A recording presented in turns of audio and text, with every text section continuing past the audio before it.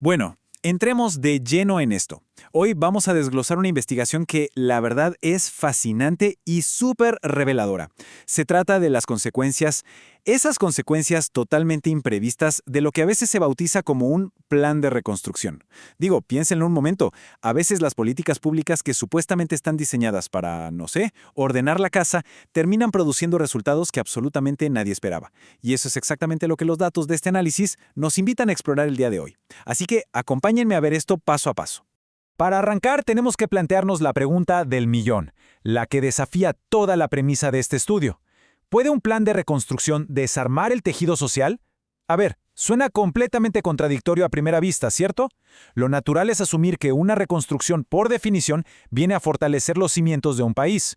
Sin embargo, el análisis que estamos desmenuzando sugiere que bajo ciertas normativas, estas medidas pueden tener un efecto boomerang, operando en un sentido totalmente inverso. Vamos a descubrir por qué pasa esto. El corazón de este asunto revela una política dual, o sea, una verdadera paradoja fiscal. Miren, por un lado, el plan propone darle un empujón a la economía recortando los impuestos corporativos de forma súper gradual. Hablamos de bajarlos muy lentamente, del 27 al 23% en un periodo de 4 años. Pero, y aquí viene el pero gigante, por otro lado, y exactamente al mismo tiempo, se implementa un endurecimiento inmediato y sumamente estricto de las reglas para el gasto social.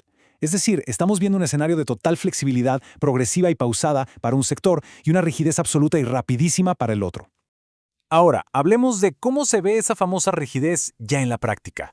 El Ministerio de Hacienda estableció 16 nuevas medidas universales de probidad. Claro, en el papel, el objetivo es aumentar la fiscalización, lo cual, seamos sinceros, suena perfecto.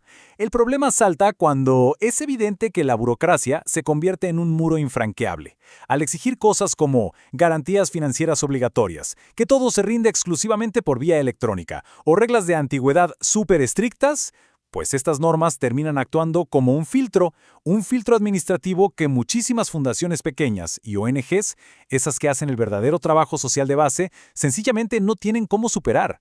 Y justo aquí es donde el análisis hace un cruce de datos que es literal clave. Al cruzar estas nuevas y estrictas reglas con la realidad del día a día de las instituciones, el informe nos suelta un número impactante. Identifica exactamente que 142 beneficios sociales quedan en un riesgo inminente de ser suspendidos.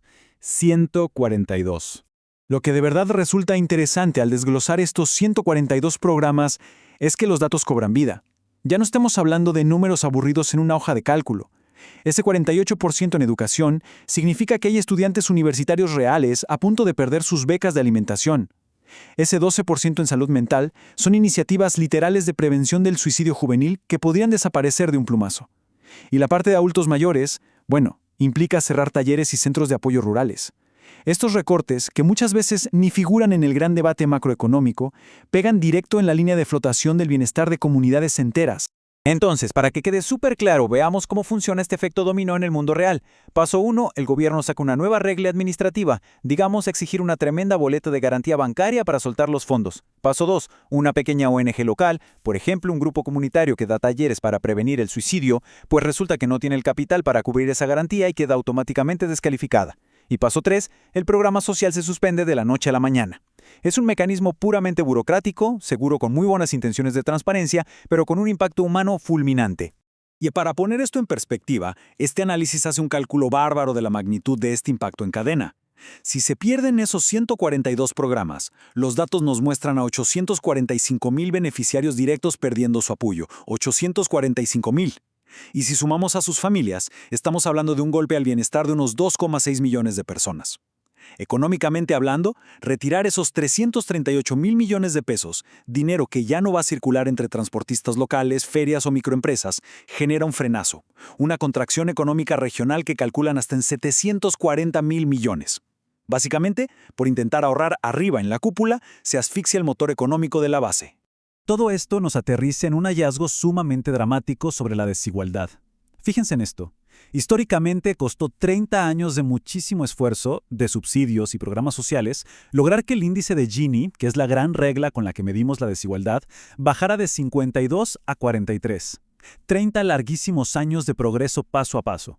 Y sin embargo, la proyección de este estudio nos dice que suspender de golpe estos apoyos podría tirar por la borda de un solo golpe un equivalente a 5 años de esos avances, disparando el índice otra vez a 44,5 en apenas un año.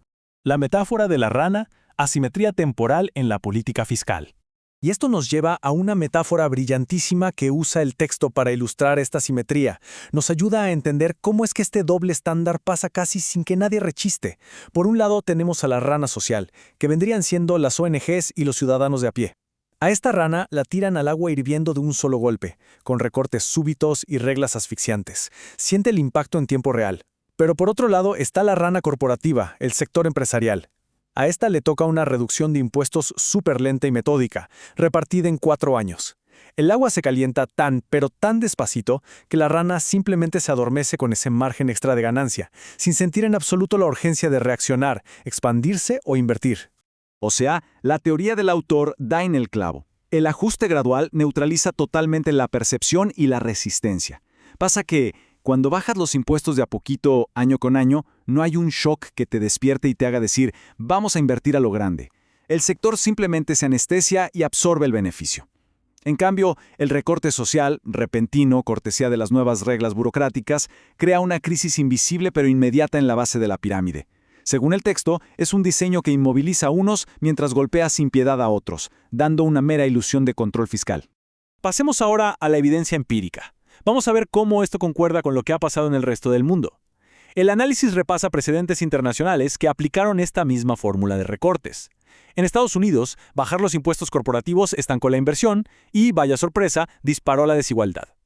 En el Reino Unido, la productividad ni se movió, pero los recortes al gasto social fueron brutales. Canadá vio a las empresas acumular montañas de liquidez sin reinvertirla. Y en Irlanda, claro, llegó inversión extranjera, pero acompañada de una altísima volatilidad y dejando una gran desigualdad interna. El patrón es súper consistente. Estas políticas rara vez cumplen esa famosa promesa de dinamizar la economía a largo plazo.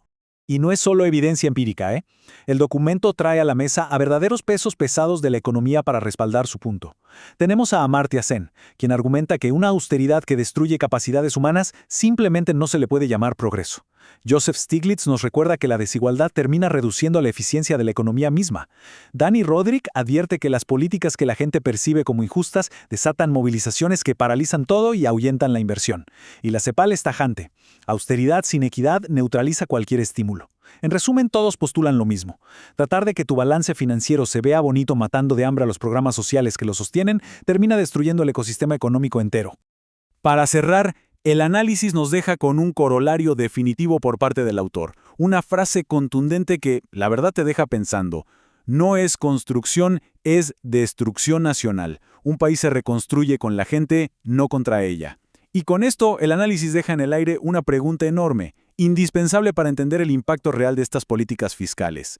Frente a reformas que desmantelan todo el tejido comunitario solo para mostrar balances fiscales impecables, ¿es posible verdaderamente reconstruir una nación desarmando su propia base humana? Es para pensarlo a fondo, ¿no? Muchas gracias por acompañarnos en esta explicación. Nos vemos en la próxima.